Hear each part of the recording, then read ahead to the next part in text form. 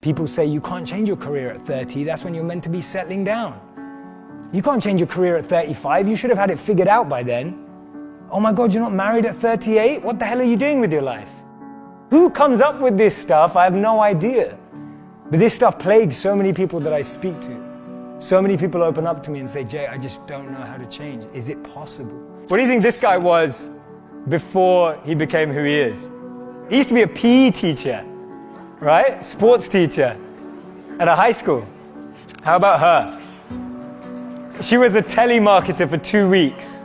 How about her? She applied to be a funeral director. It's incredible.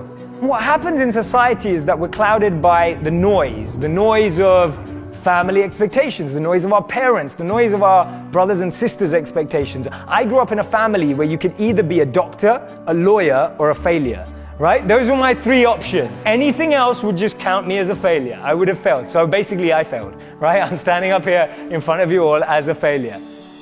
I lived as a monk for 3 years. I committed career suicide. I turned down 2 amazing corporate job offers when I graduated from business school. I shaved my hair, I wore robes, and lived out of a gym locker for 3 years. And I did that because I thought I was going to do something meaningful, help impact the world. And it was one of the best experiences of my life. But more than becoming a monk, what that trained me to do was drop out with the rules. People told me, if you come back in 3 years, you'll never get a job. They told me, if you become a monk, people are going to think you weird forever. No girl's ever going to talk to you. People told me, they were like, well, when you come back to real life, like, will you even be able to talk English? And people were just really weirded out. I'm just like, okay, I think monks speak English. And there was so much different noise that I was hearing when I made that decision.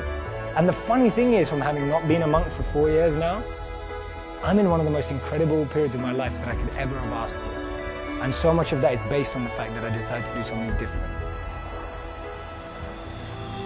So many of the times our expectations are driving us in a certain scenario. We focus so much on life in what we want to be as opposed to who we want to be. Because we've always been told that life and jobs and careers are like boxes and containers.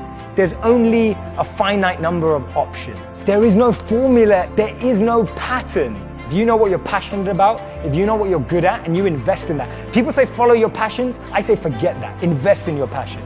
If you're passionate about something, go and become the best at it. Go and do a course on it. Go and learn from the best. Go and find a mentor who's going to make you incredible at that trait.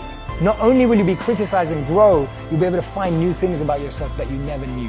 Don't trade who you are for who you think the world needs, because the world needs you to be you, and I mean that.